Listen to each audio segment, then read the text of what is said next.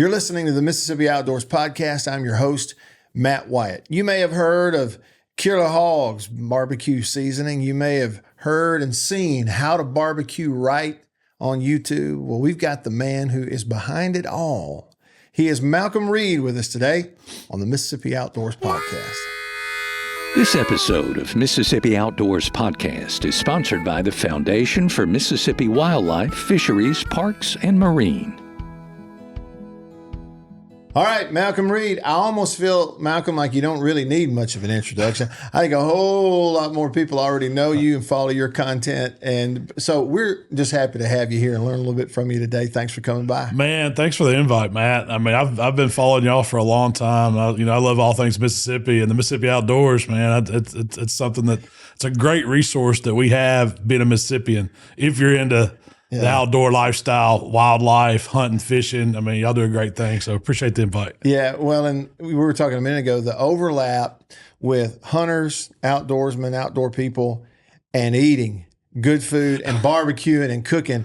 I don't know why. I mean, but it's just this natural sort of overlap. And that's, you have sort of found a niche there, haven't you? Yeah. And it was total accident. I mean, I grew up fishing and loving to hunt and all that, but the barbecue thing came as I got out of high school. And so it was kind of, went to college, come back home. Me and my buddies said, let's start a barbecue team. We kind of got going. It was just a lot of fun. It's like tailgating, but you're trying to win a trophy. And sometimes a little money, but not often. Yeah. But and it's just something that stuck with me. And then I realized that, man, all these guys that are, watching these recipes that I put out and stuff, they love to hunt and fish too. So it just kind of it gave me the idea to bring my other hobby, which is hunting and fishing, to the forefront again and do some stuff with that. So I've been having a lot of fun with barbecue and outdoors. Yeah, that's cool. All right. So you kind of touched on it there.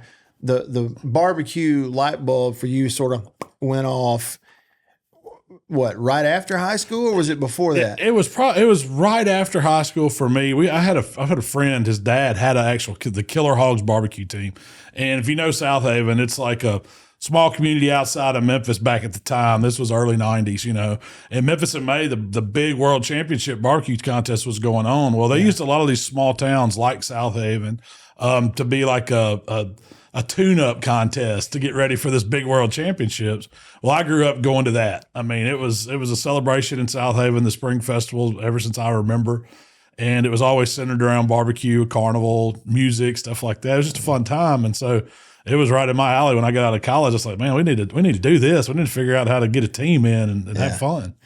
The content part of it, like putting out videos, making videos, how far does that go back for you? So that really started when I met my wife in 2004. She was working for some companies this was way before social media. It was just internet marketing back then, newsletters primarily and stuff like that. Video wasn't even a thing. Yeah. And so she enjoyed going to the barbecue contest with us, but she got tired of me always talking with my buddies about barbecue. She said, look, you got to figure out a way to share this. This is all you guys talk about. Y'all are just infatuated with it. Other people want to know about this. And I said, nobody wants to see a fat guy talk about barbecue. Who's going to watch that? Because, Food Network was a thing back then, but it was all these chefs and, people doing stuff. You didn't see just the average guy cooking outside. So I started that way. I said, well, I'm not a writer, but if you'll edit my newsletter, we can start one and start a website. And that's where it all began. And it just kind of evolved. She had all the background and the wherewithal to have some insight to say you need to do it. And then we just we're both stubborn enough. We didn't give up. That's what it amounts to. Do you ever have to periodically just look at her and say, okay, you were right? Oh, no, every day. Every day. I think that's the secret to a happy marriage. Whether it's true or not. They're always right. That's great. Yeah, well, I know everybody's glad that she had that idea, that she kind of urged you on. And it just sort of took off from there? No, it was a lot. There was a lot of years of just struggling and wanting to give up, but not. Well, if I would get tired of doing it or things wouldn't go, because it's a slow growth, man. I don't believe in one of these fast tracking stuff. And I think you just have to lay that groundwork and put all that work in to build something, And then that's what a lot of people don't see. They see the millions of views on YouTube or, TikTok or things like that. They think it happened overnight. Well, this was, it was 10 years in the making before we ever got to 100,000 subscribers. So that's a long track just to be day in and day out running it out of our house. And, we pretty much started a business in our house and raised our son in that environment. Yeah. Is he going to follow in the footsteps? I don't think so. I probably burned him out on barbecue a long time ago. When he was little, he liked it, but now he's, I don't guess it's exciting as now. From the, the overlap, the outdoor part of it, recently Buck Junkie came along. Yeah. Give me just a little bit of background on that and where that came from for you. So what I've always, loved the outdoors, loved hunting and loved fishing. And I never dreamed that I would actually own a piece of property that I could call my own and could do something with. I mean, I grew up just having to hunt some public land where I could with buddies. You get in a hunting lease and you keep it 2 or 3 years and something would happen and you'd lose it. And it just seemed like the cards weren't, in the deck for me to actually get a piece of property. Well, my wife told me never to give up and don't quit dreaming. And so I eventually got the chance to buy me a little 140-acre farm in Tate County. And having that and having to take care of that land, I've watched hunting shows and these videos all my life, but I never really saw anybody showing how to small time it. What do you do if this is all you got? How can you attract more wildlife how can you become a steward of the land? How can you be successful hunting? And that's kind of what the idea sprung from was, man, let's try this. And it's going to be trial and error because we're not farmers. Let's just see if we can figure it out and share our journey along the way. And we're going to mix in some cooking, some wild game and all this stuff that we're doing, because that was our end. The outdoor market was the cooking part. Those guys, I realized that the same people that are hunting and fishing and cooking the wild game and cooking at deer camps and duck camps and all that are the same guys that are cooking barbecue in their backyard during the summer. How about that?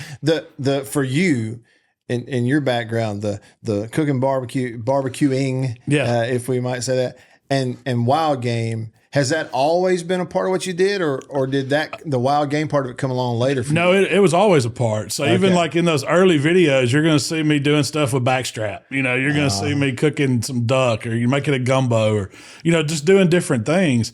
So it was always there. I never. That was, once again, I never thought that I would have a chance to be in the outdoor hunting industry any kind of way. Sure. And we kind of just made our way. Well, and it's making it for sure. What's the old saying? You kind of have it in the short rows now. Yeah, that's right. Where you're enjoying it. But two, as I hear you talk about it, one thing jumps out to me. It sounds like, okay, one, it wasn't easy. I don't think for anybody who makes it to the level that you have in anything, really, it's not easy. Takes a lot of grinding away, but you probably wouldn't have continued it if it wasn't something you really love doing. Yeah. So it's almost like and you correct me if I'm wrong, but it's almost like I see both with How to Barbecue Right, Buck Junkie. It wasn't like you went, hey, I can do this to get 1 million views or 10 million views and 100,000 followers. It was, this is what I love to do. Let's channel it this way and maybe help other people. And that's why it took off. That's kind of exactly the way that we approached it. It wasn't, we knew it was something that wasn't going to happen overnight. We wanted to do it our way. And so I'm not saying it's right or wrong. And I know I call my website, How to Barbecue Right. It's not that that's the only way to do it. It's not the right way. And I always say that, the only wrong way to do it is not do it at all. Not at all. Because you just get out there and you find your voice and find what you're doing, find what your passion is. And I think that's where it streams from, really, is a passion for barbecuing and for hunting and fishing. That's why, I think part of why I stuck with it, other than my wife is a great motivator.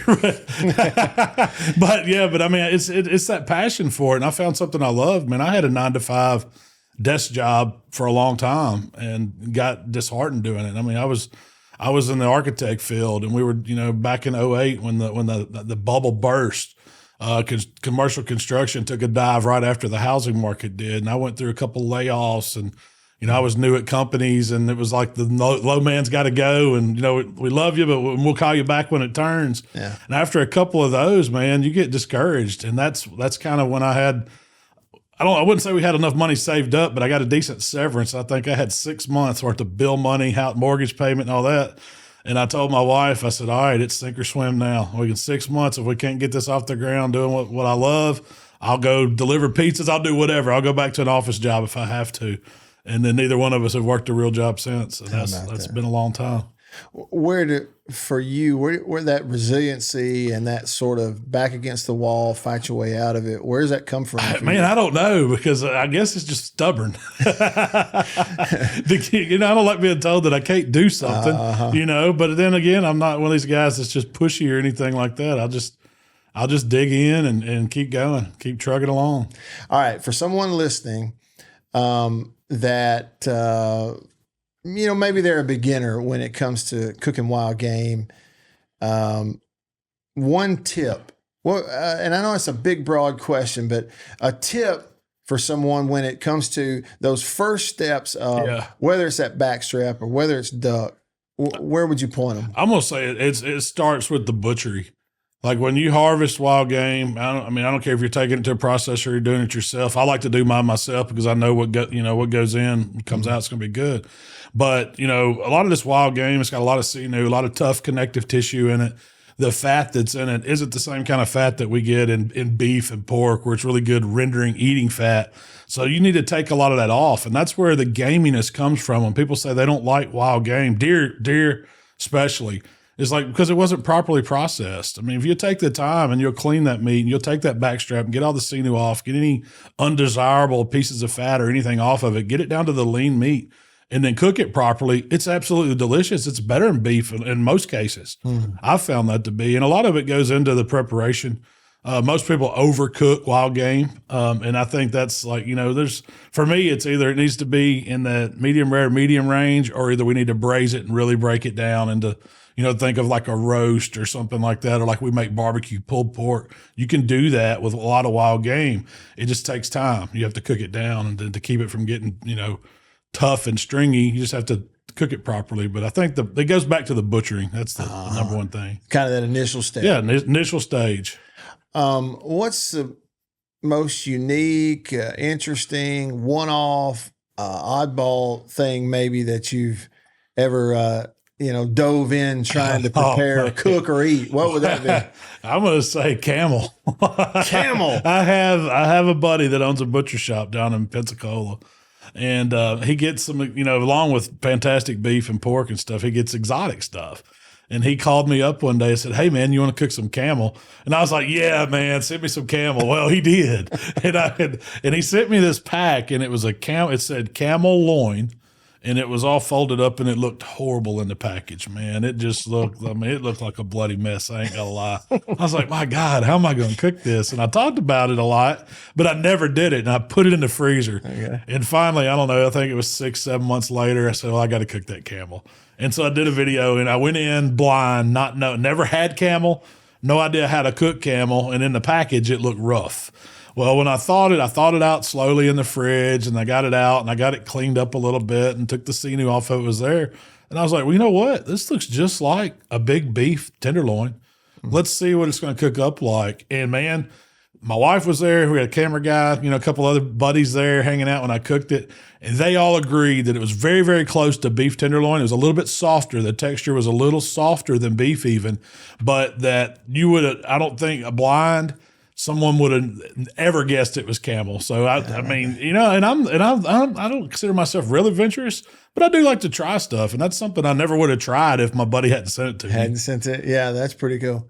Do you have to eat camel on Wednesdays? No, it is I'm sorry. Chip, I'm sorry. I had to ask. I probably filmed it on a Wednesday because that's usually my protocol. But I wish I would have thought about that because I'd have put that in there, man. Now I'm a novice YouTuber, that sort of thing. But I've always heard that like a thumbnail and a title is really important. Yeah. Who for a video like that or any of them? Who's coming up with the titles for that?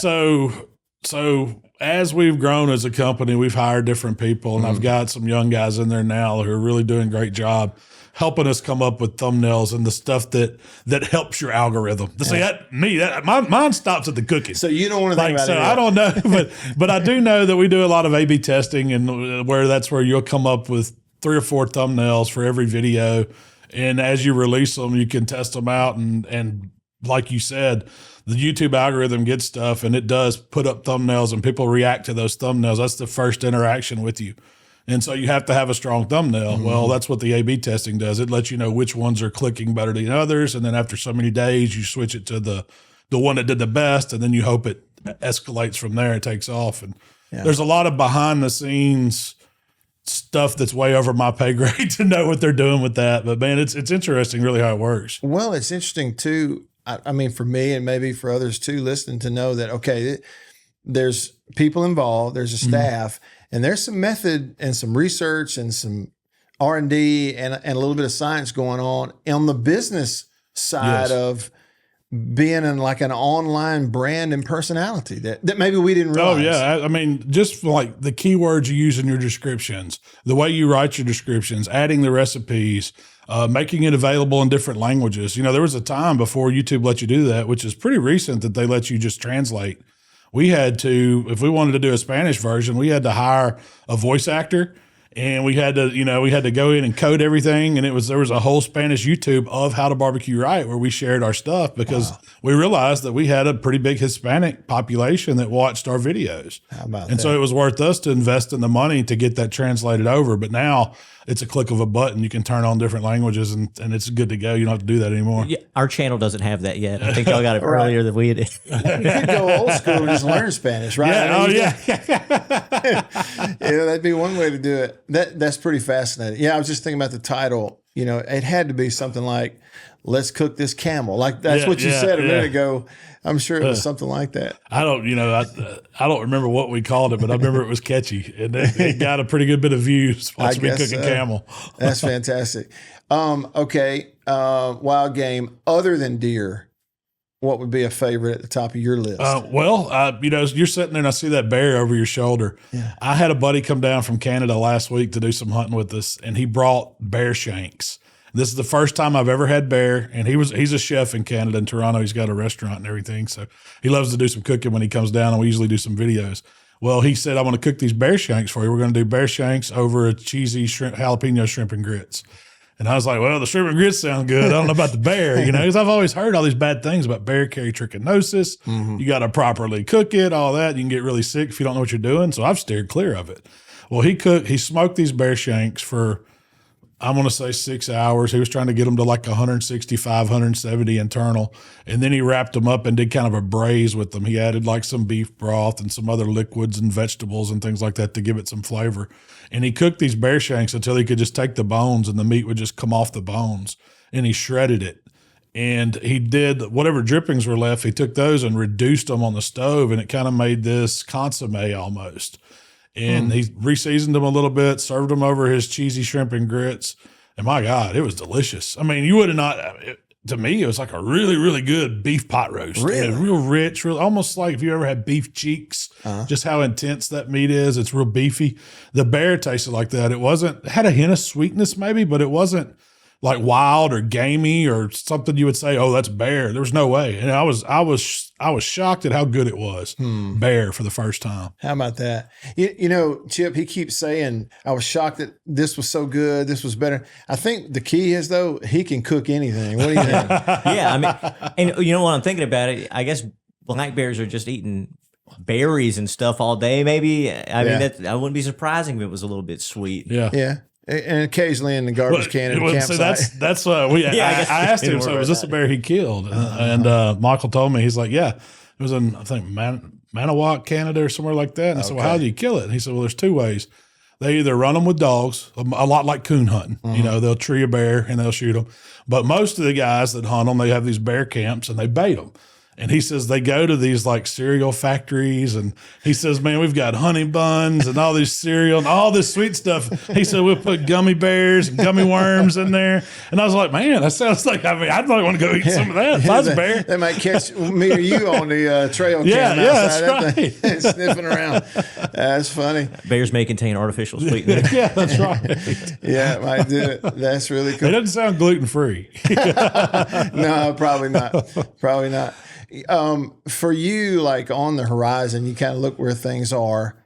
And again, it's just an observation. People that I've gotten a chance to meet that are kind of like you, they're not interested in just staying still. You're always that next thing and that next step. Like, what are the goals and what's next, do you think, for How to Barbecue Right and for Buck Junkie? Well, I mean, of course, content's king right now. So as long as we've got people watching the videos we put out, I'm definitely going to I don't see myself stopping from doing that for a while, but I love pivoting. You know, it's one thing you feel like when I first got into YouTube or making videos, nobody was hardly doing it. So it was like the wild, wild west. You know, you had it all to yourself, and people, you know, there was a few guys doing it, but it was so unknown.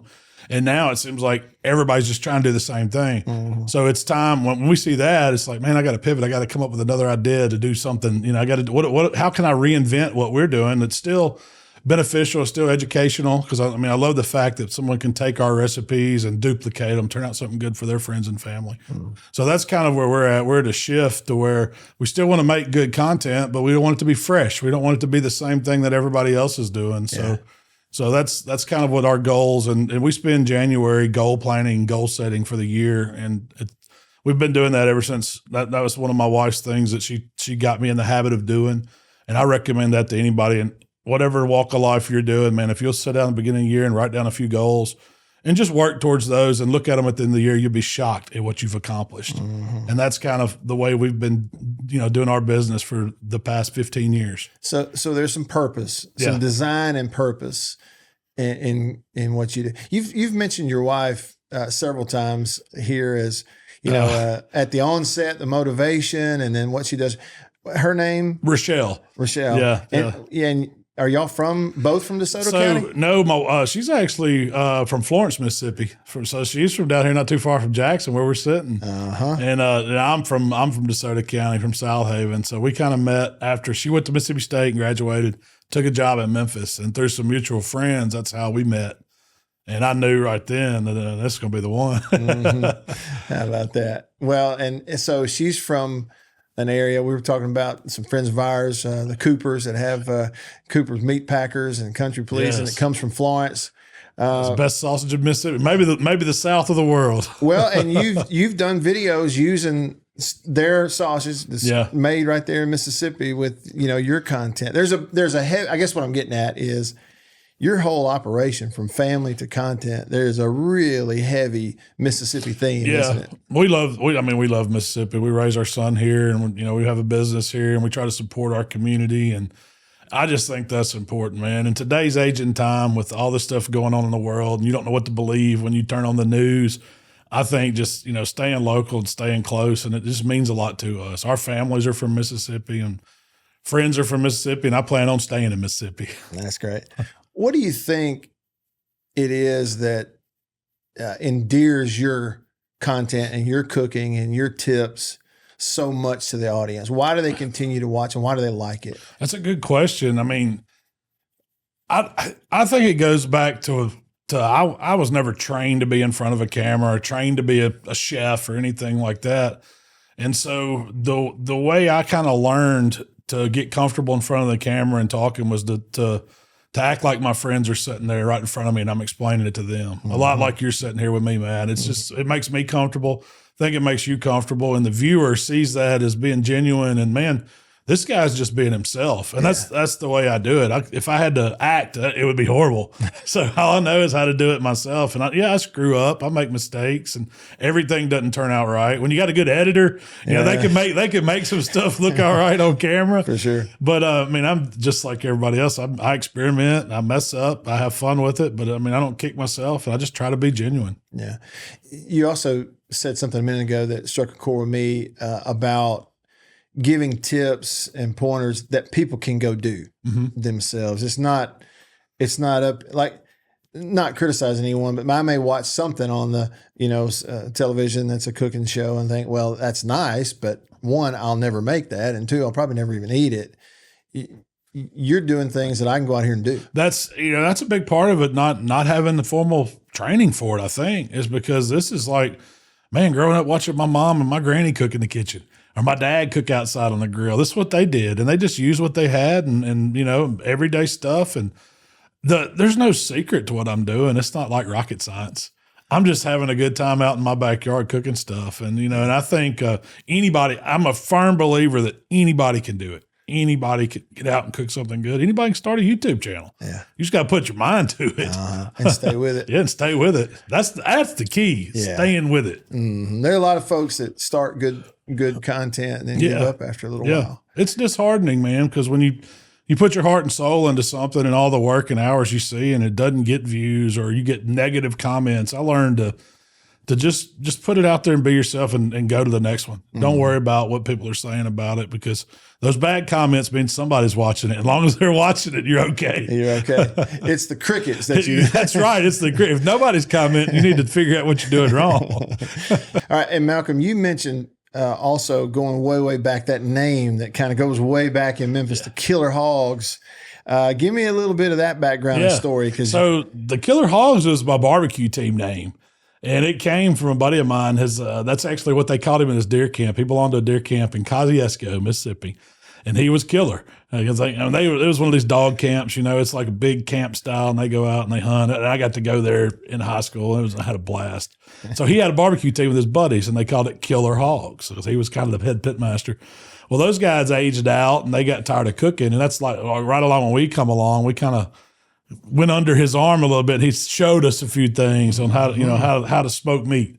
And so we asked Mr. Dave if he would let us, can we carry on the name? Could we take Killer Hogs and run with it? And he was like, yeah, boys, I ain't going to do anything with it. Y'all go ahead.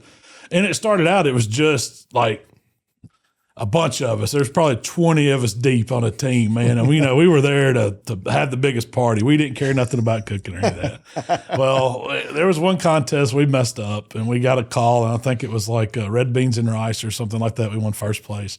You would have thought we won a world championship. After me and my brother's like, man, that's pretty fun winning. Yeah. Maybe we need to tone back the party, the DJ, and then we need to start cooking and we did. And that's how Killer Hogs really got big. I mean, I think it was 2006. We had entered the backyard contest at Memphis in May. That's kind of like where the amateurs are. And if you win this contest, you have to turn pro. You're a professional barbecue guy. And it was over our head just to be in the amateur side of it. But we lucked up and we won it. We did our first time in it, and it was crazy. But the next year, Food Network contacted us, and they wanted to follow us at Memphis in May, being rookies. We're cooking against all these. Myron Mixon was one of the guys, and he had done one the year before. And I think Melissa Cookston was one of the teams. They only followed like 3 teams and us.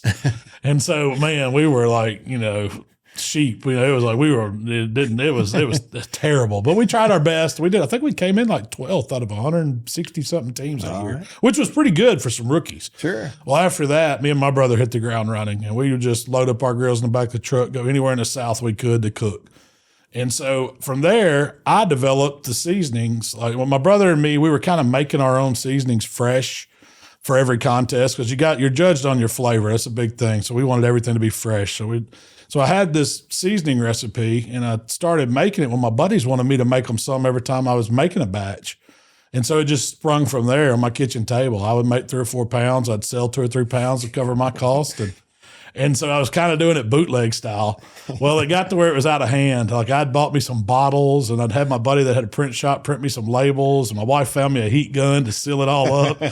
So it got to where we were probably doing, 100 or so orders a day. And I couldn't keep up, man. I was still working a regular job, trying to stir all this rub up in every bowl my wife had in the kitchen. And I realized I had to go talk to a co-packer. That's a company that'll actually take your recipe and bottle it for you. And once I did that, that was about, I got this whole pallet of seasonings delivered to my driveway. They dropped it off at the bottom of my driveway. They wouldn't bring it all the way to the garage. And so I had to unload all that. And I told my wife, I said, there's no way. I was always the doubter, the total optimist or pessimist, I guess it would be. I was a pessimist. There's no way we're ever going to sell all this. It's going to go bad before we can sell it. And it was like, I don't know, in 3 weeks, I'd sold everything. Mm-hmm. And so from then on, it's just took off. And then now we have it in stores all over, and we ship it out of the country. And that's the main part of our business, is distributing our seasonings and sauces and stuff. And it started from you grinding it up, mixing it up in bowls in the kitchen. In the kitchen, stirring every big plastic bowl we had. That's a great story. This may be an almost even unfair question and novice at the same time. Charcoal or gas? Oh, man. I own a gas grill or two. I ain't going to lie. And they're convenient, but there's no way you get as good a flavor as when you're burning charcoal or lump or wood or even pellets. You get a little better flavor than you do off gas. But I mean, I'm not going to knock it for the people that run home and just want to throw something on the grill fast. There's a place for everything. Yeah. And you can, I've cooked ribs on a gas grill. It can be done. What about like open fire, like pit or something? So the open fire style cooking is getting really, really popular. It's making a big surge. A few more things pop up. They're adding it to a lot of these bigger contests now. I actually got to go judge one out in the hill country of Texas in a place called Hondo, Texas this past summer or fall. It was actually early November. It was the open fire meetup, and there were people from all over the world there cooking just anything they wanted to cook open fire. So you can imagine most of these like homemade grills, and they're making these, it looks like kids swing sets that are all made out of iron with chains and hooks, and they're hooking all this meat up. And I got to judge the finals in it. Okay. And it was so cool. I mean, there was a team in the finals, there was a Canadian team. Of course, there was a U.S. team because we cooked the best. But there was a Guatemalan team, a Peruvian team, and I want to say the German team. All of these different countries were represented in this one contest in Texas. And it was the coolest thing in the world, man. It was, and the food was fantastic. It blowed me away. Yeah. It was one of the best live food contests I've ever been to. And I love barbecue, man. Don't get me wrong. But we always cooked the same thing in barbecue. You're judged on that. These guys had freedom to do whatever they thought was good to them. And that's how it went. And it was tough. It was tough to judge it. How about that? What kinds of things are we talking about? So the guys from the U.S., they had made, it was like a big Ferris wheel that had these open fire Weber kettles on it, like without the lids. Okay. And so it would go around in a huge circle. Now this looks like something you see at an amusement park, but like a kid's amusement park. Yeah. So they probably had a dozen of those on it. And they cooked enchilada style rib, where they cooked the ribs on those open fire grills and then took them off and then seasoned them with like an enchilada sauce and some other stuff and threw them on an open fire and charred them up, served them to us that way. And then one team did moose. The Canadian team brought down moose, and they had done some, it was like a moose take on a poutine, if you know what that is, from Canada. It's like where they do them with the fries and the cheese curds and the gravy and the moose meat all over it. They crunched up tomato ketchup potato chips. It was like a delicacy in Canada. Never heard of it. But then let's see, another team, the team from Europe, the German team, I think they did these whole hogs on these crosses, where they had a big fire pit as big as this table, and they had a cross sticking up at like every clock position. Okay. And they had pigs on there splayed out, and they would turn them and baste them. And they took that pig off and just chopped it up right there, and you're eating this. Oh man, it was amazing. How about that? Chip, that's the other thing I've learned about Malcolm. He can make anything sound really good. I want to go to that. They're doing it again next year. It's going to be pretty cool. But actually, Memphis in May they're adding that for the first time this year. So it'll be like that second, third weekend of May. That's going to be a category there, the open pit cooking part of it. Okay. So, and what's different about it is like when you go to these barbecue contests, they book them as public events, but they're really not. The public can look and watch, but they never get to try anything. These open fire events, it's like a carnival. Those guys are trying to draw you in. They're trying to give you food the whole time, because there's a big aspect of the vote that comes from the public. Like they get to walk around. So they're part of judging. They get like, I think the way they did this one, you got like one token when you came in, and you could only give it to one team. So you had to try all of them and see which one. So right then it makes it a good public event. Yeah, that's awesome. So if you like to eat, it's a great place to go try some stuff. Yeah. See that open fire thing reminds me of being in Boy Scouts. We'd try to cook anything. Yeah, absolutely. Hot Pockets. Hot Pockets. Oh, that's great. Yeah. What about Hot Pockets? No, I'm just kidding. I'm just kidding. College ate my share of them. And ramen noodles and everything else. That's right. I guess you eat enough of that stuff, not to knock it, then you really do are able to appreciate the good stuff that comes off your grill. Absolutely.